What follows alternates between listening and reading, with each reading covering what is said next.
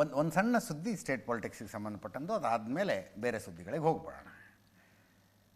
ಸಿದ್ದರಾಮಯ್ಯನವರು ಒಂದು ವಾರದ ಹಿಂದೆ ಬೆಂಗಳೂರಿನಲ್ಲಿ ರಸ್ತೆ ಗುಂಡಿಗಳನ್ನು ಮುಚ್ಚೋದಕ್ಕೊಂದು ಡೆಡ್ ಲೈನ್ ಕೊಟ್ಟಿದ್ರು, ಇನ್ನೊಂದು ವಾರದಲ್ಲಿ ಮುಚ್ಚಬೇಕು ಅಂತ.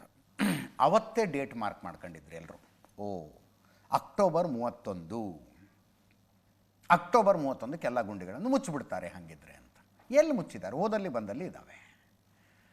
ಪತ್ರಕರ್ತರು ಇವತ್ತು ಪ್ರಶ್ನೆ ಕೇಳಿದ್ರು, ಏನು ಸರ್, ಒಂದು ವಾರದ ಡೆಡ್ಲೈನ್ ಕೊಟ್ಟಿದ್ರಿ, ಅಕ್ಟೋಬರ್ 31, ಇವತ್ತಿಗೆ ಮುಗೀತು ಡೆಡ್ಲೈನು, ಗುಂಡಿಗಳನ್ನು ಮುಚ್ಚೇ ಇಲ್ಲ ಅಂದರೆ ಆಸ್ಕ್ ಡಿ ಕೆ ಶಿವಕುಮಾರ್ ಅಂದರು ಅವರು.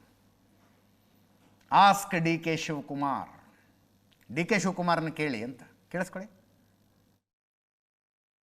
ನಾನು ಹೇಳಿದೆ, ಈಗ ತಾನೇ ಮಾತಾಡ್ತಾ ಇದ್ದೆ ಅಧಿಕಾರಿಗಳ ಜೊತೆಯಲ್ಲಿ, ಈ ಮಹೇಶ್ವರ ರಾವ್ ಮತ್ತು ತುಷಾರ್ ಇವ್ರ ಜೊತೆ ಮಾತಾಡ್ತಾ ಇದ್ದೆ.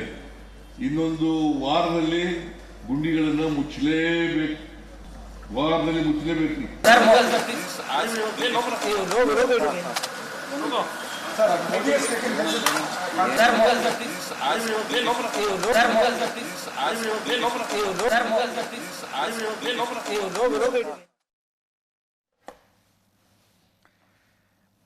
ಅಧಿಕಾರಿಗಳಿಗೆ ಡೆಡ್ಲೈನ್ ಕೊಟ್ಟಿದ್ರು ಇವರು. ಅಧಿಕಾರಿಗಳದ್ದು ಎಕ್ಸ್ಪ್ಲನೇಷನ್ನು, ಮಳೆ ನಿಲ್ತಾನೆ ಇಲ್ಲ, ಇಂಥ ಟೈಮ್ನಲ್ಲಿ ಗುಂಡಿ ಹಾಕಿದ್ರೆ ಮತ್ತೆ ಕಿತ್ಕೊಂಡ್ಬಂದುಬಿಡುತ್ತೆ, ಹಬ್ಬ ಅಂತ ಕಾರ್ಮಿಕರೆಲ್ಲ ಊರಿಗೆ ಹೋಗ್ಬಿಟ್ಟಿದ್ದಾರೆ, ಕೆಲಸ ಮಾಡೋದಕ್ಕೆ ಜನ ಇಲ್ಲ, ಇತ್ಯಾದಿ ಇತ್ಯಾದಿ. ಅದನ್ನೇ ಮಾಧ್ಯಮಗಳ ಮುಂದೆ ಮುಖ್ಯಮಂತ್ರಿಗಳು ಹೇಳಿದ್ರು, ಆಗ್ತಿತ್ತು. ಆಸ್ಕ್ ಡಿ ಕೆ ಶಿವಕುಮಾರ್ ಅಂದ್ಬಿಟ್ರು ಅವರು. ಮುಖ್ಯಮಂತ್ರಿಗಳಿಗೇನು, ಬೆಂಗಳೂರು ಉಸ್ತುವಾರಿ ಡಿ ಕೆ ಶಿವಕುಮಾರ್ ಅವರು ಉಪಮುಖ್ಯಮಂತ್ರಿಗಳು ಕೂಡ, ಬೆಂಗಳೂರು ಇನ್ಚಾರ್ಜ್ ಮಿನಿಸ್ಟ್ರು, ಅವ್ರನ್ನೇ ಕೇಳ್ಕೊಳ್ರಿ ಅಂದಿದ್ದಾರೆ.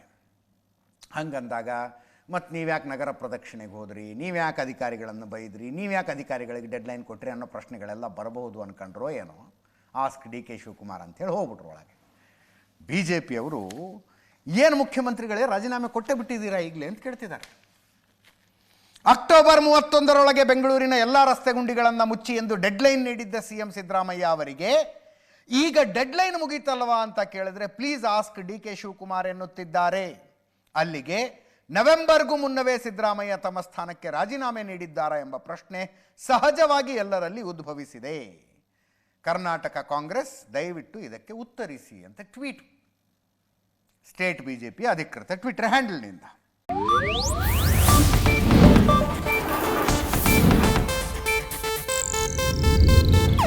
ಇದು ಏಷ್ಯಾನೆಟ್ ನ್ಯೂಸ್ ನೆಟ್ವರ್ಕ್ ಪ್ರಸ್ತುತಿ.